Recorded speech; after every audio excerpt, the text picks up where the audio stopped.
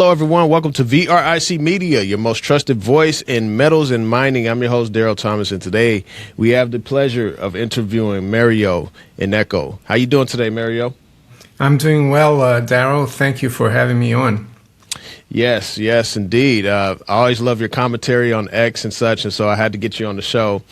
So I just want to start with your current outlook this year. Obviously, the Strait of Hormuz is still closed, which is causing many issues globally. And I just want to get your take on like how you process in the markets and how are you looking at the metals in the current time.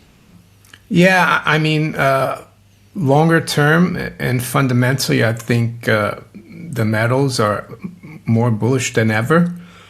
Short term, i.e. in the last couple of months, there is disappointment and sentiment is pretty low right now for gold and silver, mainly because most people expect gold and silver to be a lot higher because of the war in the Middle East. People argue that the safe haven function of gold and silver has not really kicked on. But I would argue that we're still up year to date. And I would also argue that last year we were up massively. Silver is up almost 150% and gold up about 65%. And I think there's a lot of trading going on in the West. I think in the East, they value gold and silver a lot more as a safe haven. We saw that China had record imports of physical silver in March, I think 500 tons. But in the West, it seems like people or traders are playing gold versus oil.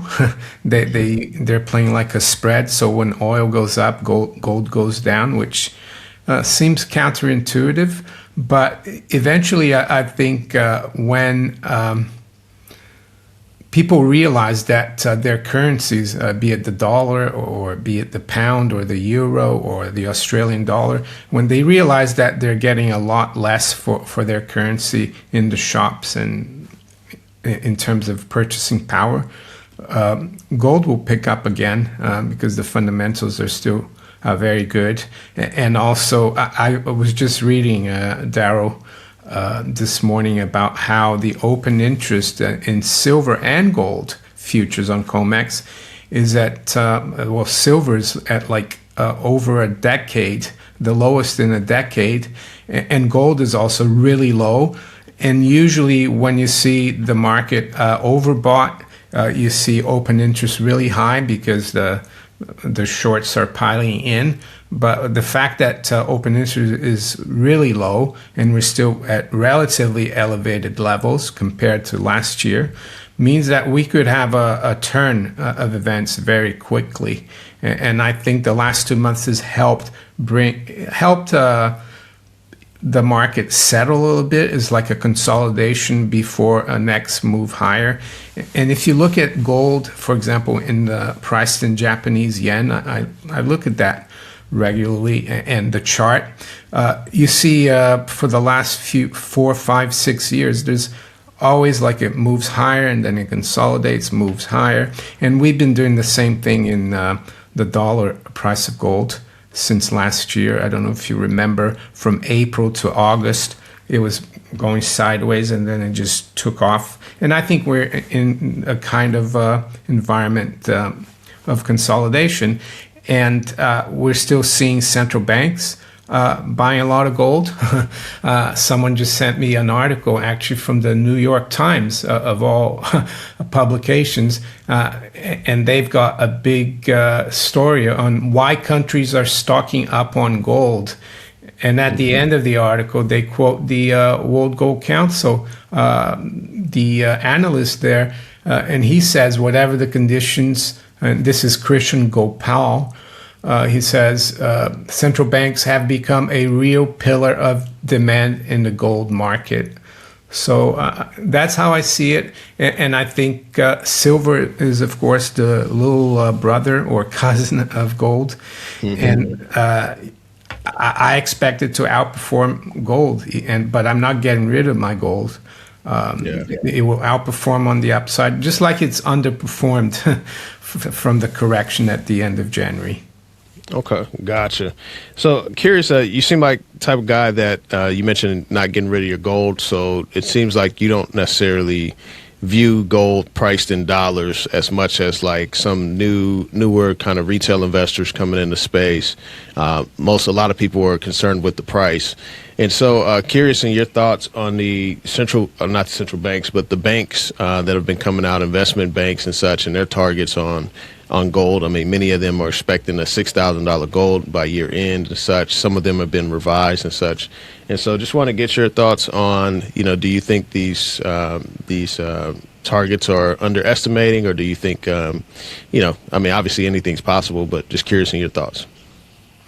Yeah, historically, and I've been following the bullion banks and what they think since 2002 when I started buying Krugerrands here in the UK. I was still working as a bond futures and options broker, but I always looked at what they said, the bullion banks, their forecasts. And from experience, to me, they always underestimate gold. They always overestimate stock, S&P targets, but they underestimate gold. So it's encouraging that like some have 6,000 or 5,800, because I think it means that we could go a lot higher once this consolidation is over. And again, they're going to be wrong. Maybe not wrong in the direction, but they're going to be wrong in the like how far up it can go. I don't have a target, but that's the way I look at it. The bullion banks are always quite conservative, even though I've seen that Bank of America is calling for like silver to go like possibly to 300 this year. So I think that's realistic. Okay. So silver 300, that's realistic.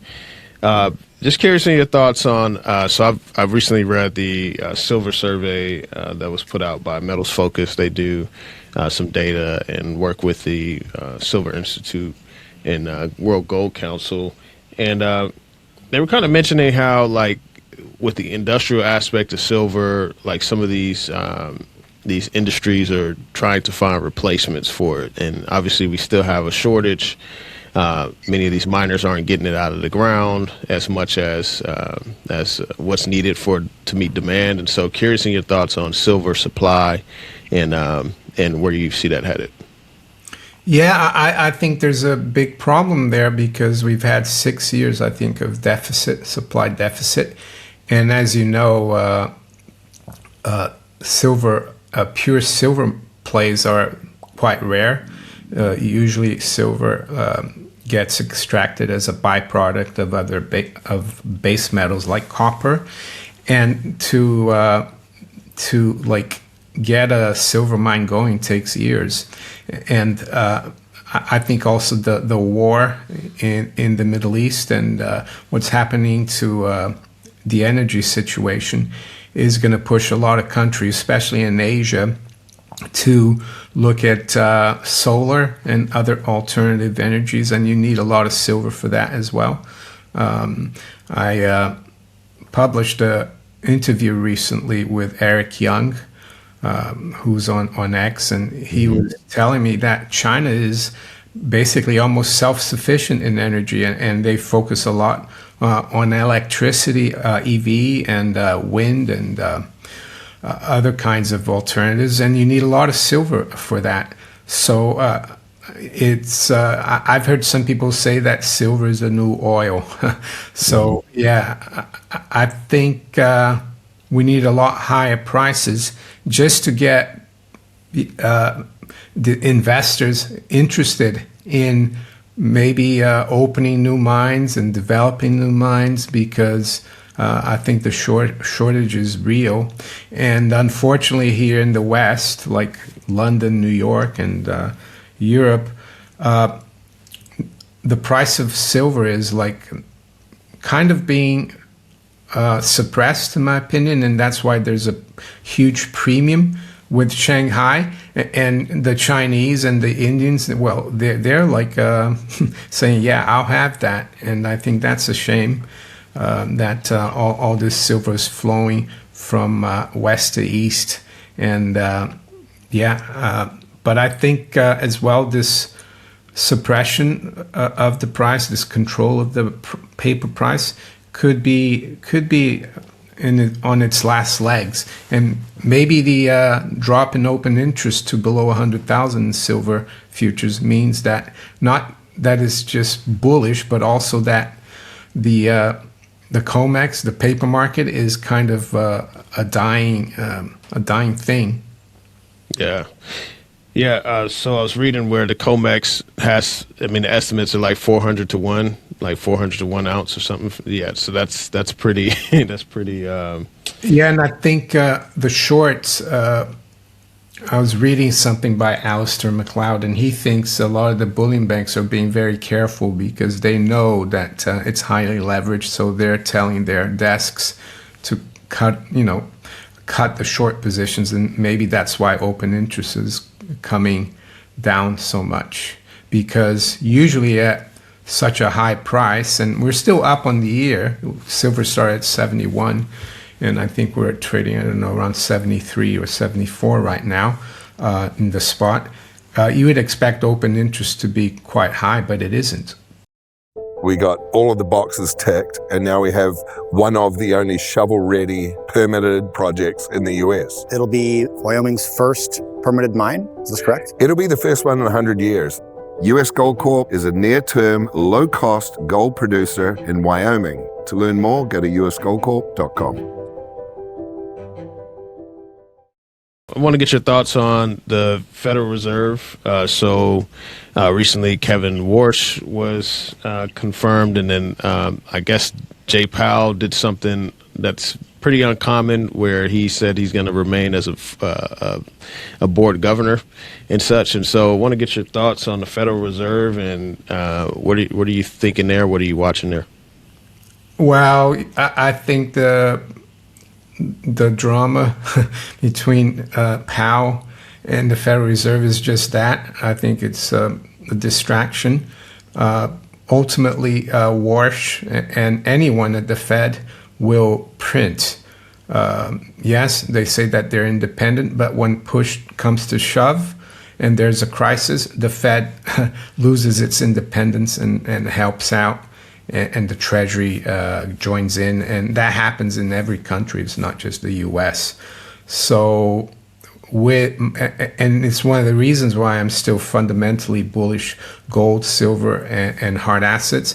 The fundamental problem is the debt, Daryl, is going to keep growing, and unless they want to burst the debt bubble and create probably the worst Great Depression in recorded history, unless they want that, they need to keep inflating. So I don't see any change to the Fed modus operandi. They're going to keep.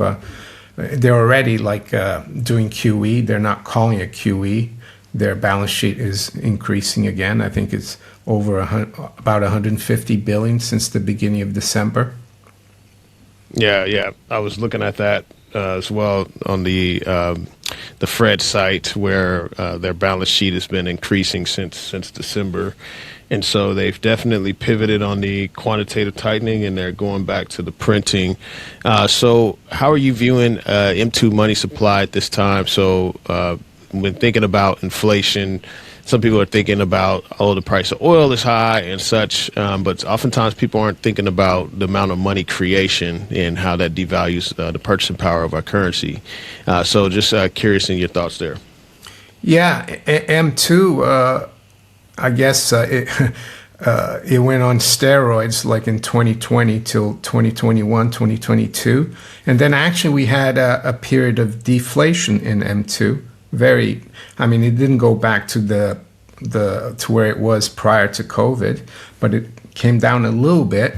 And that's in my view, that's really deflation. I don't see deflation as a negative CPI or inflation as CPI. I see those as a consequence of inflation. So yeah, now it's picked up again and it's broken the high from post-COVID. I think it was just above 22 trillion M2, and now it's approaching 23. And I think someone posted on X that global M2, which probably adds the major countries, is growing at a 15% rate since the beginning of last year, which would translate into a 12% annual growth. So yeah, I mean, that's the real inflation, and it doesn't bode well for fiat currencies' purchasing power. But unfortunately, most people are unaware of it, or they don't even care about M2. They think that CPI is where it's at. And I think that's really dangerous because it means you're losing a lot of purchasing power by holding all fiat. It's not just the dollar, but Canadian dollar, Japanese yen, pounds, and euros.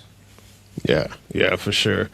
I want to hear your perspective. So you have a former background in bonds and options and such. And so what are you looking at with the bond market? I see that the 10-year yield keeps trying to rise, and then there's kind of some intervention or whatnot. And so what are your thoughts on that? Yeah, I mean, I've been bearish bonds, and I've been warning about a bear market since like late 2019, only because I thought the cycle was long enough. Yields topped in 1981, so 40 years almost. And I think it's going to continue, the bear market. So yields are going to continue to rise. Yes, they're fighting hard on keeping the 10-year below 4.5. They're also trying to keep the 30-year below 5, and I'm sure they're intervening there. And I think if they lose control of it, they'll probably have to step in and announce yield curve control, or they might even have to announce just straight QE. And some people think that that will be a big thing, and that they could have a massive infusion of QE to keep rates low and drive interest rates low, especially if there is the economy slow down and yields stay elevated because of price pressures. But anything's possible. They could drive it down a lot lower, but then gold and silver and all other hard assets will go to the moon. That's how I see it, because if you try to manipulate, they could do that. That was like doable after '08 because we were in the bond bull market. So you could go with the flow, but to go against the market like that, it's going to require massive amounts of printing, I think. And they might keep the 10-year yield put it back down to 3, but it doesn't mean anything if the currency is getting devalued at 12% or 15%. And that's what I try to warn people about not only on my posts on X, but also on my YouTube channel, Innecco 64. Yeah, so the China's holdings of U.S. Treasuries have decreased significantly. I've also seen some charts where some, central banks are buying some Treasuries and such. What do you think about this? I mean, it seems like obviously the Treasuries are losing value. Inflation is higher than the yield that they offer and such, but it seems like there's some central banks still dabbling into Treasuries. Like, is that still seen as the safe haven amongst the big banks? Or just curious in your thoughts on that. Yeah, I mean, I think the Chinese are going to continue to unload their Treasuries because they saw what happened to Russia a few years ago. Their reserves were frozen. I don't think they're going to rush, but they're like selling slowly, and they're buying a lot of gold. They're still buying gold, and I think yes, I've seen that some treasury. Some countries have increased their reserves of treasuries. Countries like Belgium, Luxembourg, and the Cayman Islands, and even the UK. I think that's more related to hedge funds, really, playing the basis trade, in which they buy the cash bonds and sell the future, and they make a really tiny profit, and they do that. They leverage massively. I think that's what's holding on the keeping demand for treasury. So I don't even think it's like I don't think central banks really are too keen on buying treasuries. It's more the speculators, the hedge funds, and even Wall Street now. Donald Trump, Trump administration, they've cut down the amount of regulation related to SLR, which is the supplemental leverage ratio. So it means that the Wall Street banks can become more active and make markets in treasuries, and that's helping a little bit. But I think it's dangerous for the banks because the treasury market is becoming illiquid, and it has been for many years, mainly because the debt is growing so much. I mean, when I worked in the markets, I think the national debt was 8 trillion. Now we're approaching 40. So, and if foreigners are not going to buy as much, they're going to have trouble with that. Mm-hmm. Yeah, for sure. Definitely very concerning, especially being a U.S. citizen. Just seeing that number go up. Thoughts on the petrodollar? So the UAE, they demanded like some swap lines with U.S. dollars, and they threatened to I think sell some oil in yuan or something like that if they weren't able to get that. And then they left OPEC, and so I was kind of like, then obviously the Strait still being closed. I'm just wondering, like, is the petrodollar at risk? What are you seeing in your view? Well, I think even before this crisis or war, the petrodollar's influence was already waning. I think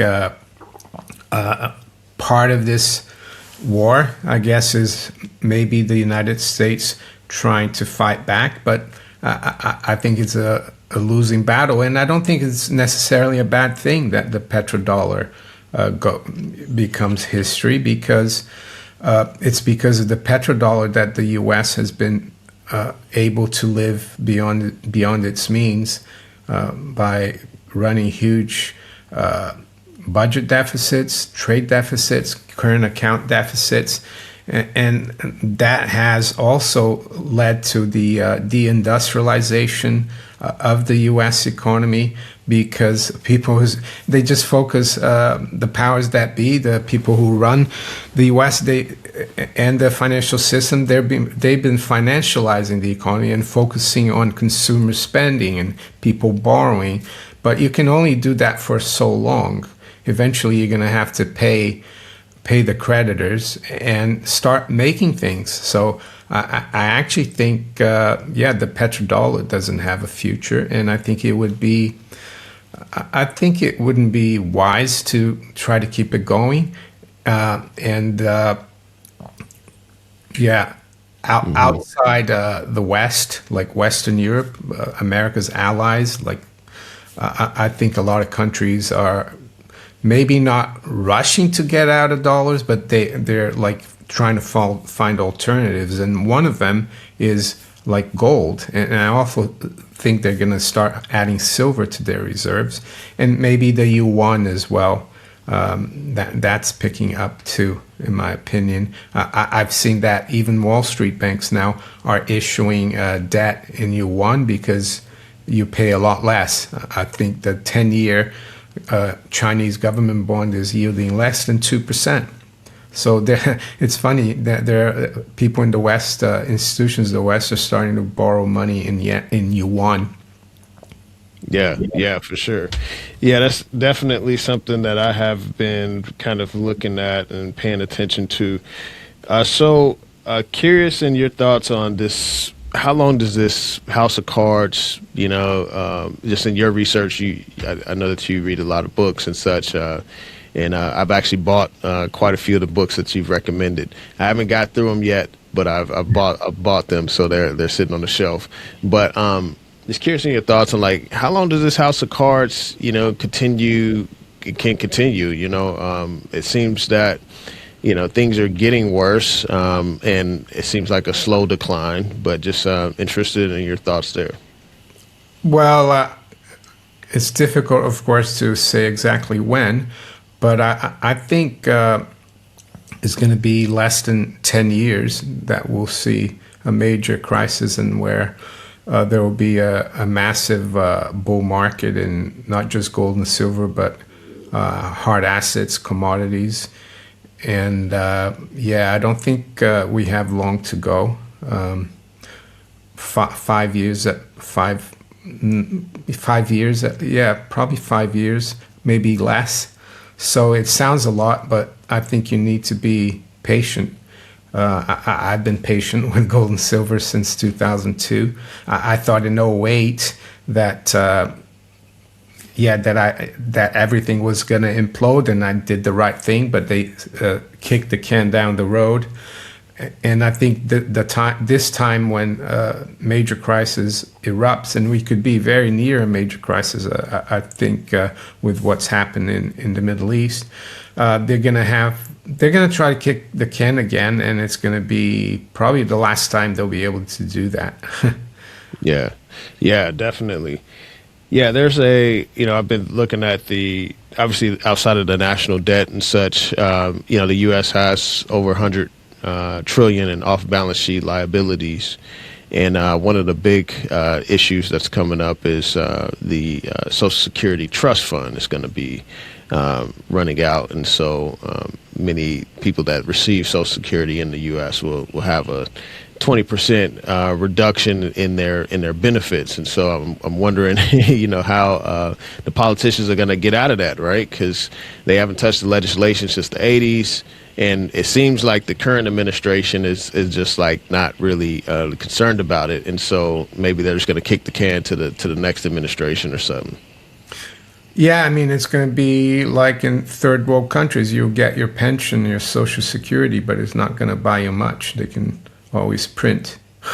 Yep. Yeah, that's a huge problem. Social Security, Medicare, Medicaid, the unfunded liabilities. And we haven't even touched upon derivatives, the notional amount of derivatives out there on all the side bets on the financial markets. Some people think it's over a quadrillion, which is 1,000 trillion. Wow. Yeah. That's a number I can hardly even fathom. Yeah. So, what are your thoughts on the Japanese yen? I keep hearing about the yen. I don't know much about it. I have to kind of get into the weeds and figure out what's going on. But if you were to explain it kind of in layman terms, what's happening to the yen? Why is it important? Why should investors be thinking about it? Yeah, Japan was like the first country to run this extreme monetary policy, and by that I mean like zero interest rates, sometimes negative, massive money printing. And when Shinzo Abe, the former prime minister, came to power in 2013, he kind of put that on steroids and made sure that the yen stayed really weak and continued those policies. And it's called the yen carry trade. And these kinds of factors there, like the low rates, QE, weak yen, what that does, it allows foreign investors and even Japanese investors to sell the yen. And when you sell something, you borrow it in the foreign exchange market, and then you get proceeds in dollars, pounds, or euros, and you take that and you invest it in higher yielding assets. And as long as the yen stays weak, that's good because you can pay off the loan with you can pay off with when the yen is cheaper, and hopefully the assets you bought went up. So yeah, that's the yen carry trade, and the reason why this happens is because Japan is one of the world's biggest economy. It has a very deep financial market, so people are able to do that. But now, the Japanese debt went through the roof, 250% of GDP, the public debt. And now, with the bond market being the bear market, Japanese yields are actually going almost out of control, the long-term yields. They're like multi-decade highs. And that disrupts the whole yen carry trade because because the Bank of Japan, they're still keeping rates at 1%, but eventually, if they don't raise their base rate, the yen could collapse. And right now it's around 160. So the higher the dollar goes, if it go, that means the weaker yen. So it's another big problem, and I think the Japanese have been helping out the U.S. They're like a client state, and that's why they've been doing this. Yeah. So it sounds like investors or hedge funds, they were able to borrow at very cheap rates, and then they could invest that money into assets and to pretty much have a wider spread on between the more money that they borrowed and the asset itself. And so with now the yields going up, that's impacting that carry trade, correct? That's right. And even though the yen has been relatively weak in the last couple of years, if it weakens very quickly as well, that's bad for Japanese investors, and that might lead to them selling, and the Bank of Japan selling a lot of their dollar reserves to protect the yen. So that could lead to higher yields in treasury markets because they sell treasuries too. And maybe that's why the Fed is going to provide them a swap line. But swap lines they keep the liquidity. And the more liquidity in the markets, the more inflation there is. Mm-hmm. Yeah, for sure. So the markets in general, so S&P, NASDAQ, Dow, I think the S&P and the NASDAQ continue to make new highs. Obviously, if they're going to be printing money, it's going to run those indices higher. However, when you look at those measured in gold, they're actually falling, but many people are deceived because the dollar value of the indices are increasing. And so some people may think like, hey, there's risk of a market crash or whatnot. I mean, it's kind of weird that these indices are making new highs in this current environment and such. And so just interested in your overall thoughts on the U.S. markets. Well, I agree with you 100% there. If you measure it against the fiat dollars, they look really good, these markets. Even here in the UK, the markets look really good. But when you price it in terms of gold and even silver, they don't. I think we're having a melt up, and it's going to continue. And that's what happened in countries like Germany in the 1920s. The stock market went up. In Latin America in the 80s and 90s, and even Zimbabwe, the stock market did really well because the more currency they have to manufacture out of thin air, the more the smart investor will want to get rid of that currency for productive assets. And there's a lot of those in the stock market. But ultimately, I think, the place to be, and I think there's a good chance that we get like a hyperinflation. The best place to be is in gold and silver. And also, I guess, companies, but you might not be able to get anything anything liquid for them, but you will have the asset. You will have a factory, or you have airplanes or ships or lands. So that's how I see it. Mm-hmm. So are you invested in the miners at all? Just curious in your thoughts on the gold mining companies. Yeah, I mean, all-in sustaining costs, it's pretty low compared to where the metals prices is. They continue to print cash. Are you more of a physical holder, or do you dabble with the equities as well? No, I do have gold miners, and I'm more leaning towards the silver miners. I think they're even more undervalued relative to the bullion. So yeah, I mean, it's not. I mean, I focus more on the physicals, but I do have some miners, and I think you need to play it. That's the way I see it. More like, if you have $100, you don't take those $100 and put 90 in the miners and 10 in physical. I think you do it the other way around, because that 10 in the miners could become 200 when things really kick off, and I think they will kick off eventually for the mining sector. Yeah, for sure. So what's one of the key messages that you want your audience, that you try to educate your audience on? I mean, you have your channel, you have your X account, you post some really good stuff. What's kind of like the mission that you have to as you engage with people that are coming across your content? Yeah, I mean, it's to look at things differently, like the alternative view, and to question the narrative from the mainstream economic world and Wall Street.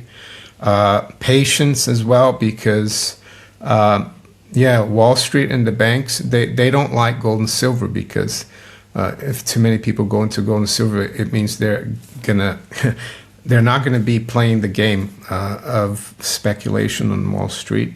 So patience, and also the other thing is living within your means, and making sure that you don't leverage yourself too much. I mean, different people have different ideas of how much to leverage, but be cautious, because I think you don't need to be leveraged to do well and protect your savings in this coming environment that I see of currency debasements and gold and silver and hard assets doing really well. Yeah. Well, Mario, I appreciate you for your time and coming on the show. Where can the audience connect with you, follow some of your content, and read some of your publications? Yeah, I mean, on YouTube, at Innecco64, I post content virtually every day, and on X as well. Like I post stuff. I do have a Substack account, but I don't really do much there. So it's mostly YouTube and X. Okay.